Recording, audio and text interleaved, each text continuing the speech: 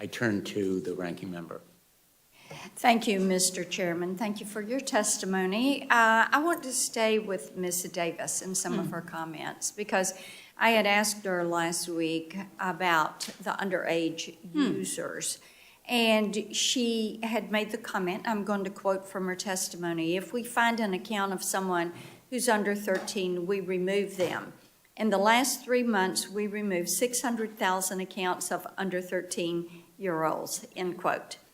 And I have to tell you, it seems to me that there's a problem if you have 600,000 accounts from children who ought not to be there in the first place. So what did Mark Zuckerberg know about Facebook's plans to bring kids on as new users and advertise to them?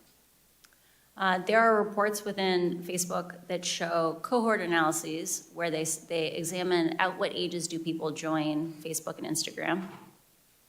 And based on those cohort analyses, so Facebook likes to say children lie about their ages to get onto the platform. Mm-hmm. The reality is enough kids tell the truth that you can work backwards to figure out what are approximately the real ages of anyone who's on the platform. When Facebook does cohort analyses and looks back retrospectively, it discovers things like, up to 10 to 15% of even 10-year-olds in a given cohort may be on Facebook or Instagram. Okay, so this is why Adam Mosseri, who's the CEO of Instagram, would have replied to JoJo Siwa when she said to him, oh, I've been on Instagram since I was 8. He said he didn't want to know that. Yeah. So it would be for this reason, correct? A pattern of behavior that I saw at Facebook was that often problems were so understaffed that there was kind of an implicit discouragement from having better detection systems. So for example, I worked, my last team at Facebook was on the counter-espionage team within the threat intelligence org. And at any given time, our team could only handle a third of the cases that we knew about. Okay. We knew that if we built even a basic detector, we would likely have many more cases. Okay, then let me ask you. Sure. Yeah, let me ask you this. So you look at the way that they have the data, but they're choosing to keep that data and advertise from it, right? Mm-hmm. You sell it to third parties. Mm-hmm. So what does Facebook do? You've got these 600,000 accounts that ought not to be on there. Mm-hmm. Probably more. Mm-hmm. And right. Yeah. But then you delete those accounts. But what happens to that data? Does Facebook keep that data? Do they keep it until those children go to age 13? Since, as you're saying, they can work backward and figure out the true age of a user. So what do they do with it? Do they delete it? Do they store it? Do they keep it? How do they process that?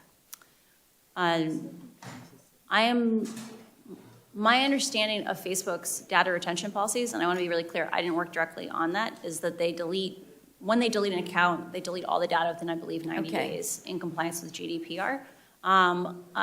With regard to children underage on the platform, Facebook could do substantially more to detect more of those children, and they should have to publish for Congress those processes because there are lots of subtleties in those things, and they could be much more effective than probably what they're doing today.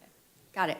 Now, staying with this underage children, since this hearing is all about kids and about online privacy, I want you to tell me how Facebook is able to do market research on these children that are under age 13, because Ms. Davis was really, she didn't deny this last week.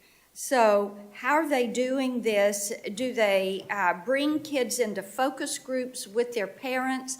How do they get that permission? She said they got permission from parents. Is there a permission slip or a form that gets signed? And then how do they know which kids to target? There's a bunch to unpack there. We'll start with maybe how did they recruit children for focus groups? or recruit teenagers. Most tech companies have systems where they can analyze the data that is on their servers. So most of the focus groups I read or that I saw analysis of were around Messenger Kids, which has children on it. And those focus groups appear to be children interacting in person. Often, large tech companies use either sourcing agencies that will go and identify people who meet certain demographic criteria, or they will reach out directly based on data on the platform. So for example, in the case of Messenger Kids, maybe you would want to study a child that was an active user and one that was a less active user. You might reach out to some that came from each population. And so these are children that are under age 13, Yeah. and they know it. For some of these studies. And I assume they get permission, but I don't work on that. Okay. Well, we're still waiting to get a copy of Yeah. that parental consent form that would involve children. My time has expired, Mr. Chairman. I'll save my other questions for our second round if we're able to get those. Thank you. Great. Thank you, Senator Blackburn. Senator Klobuchar.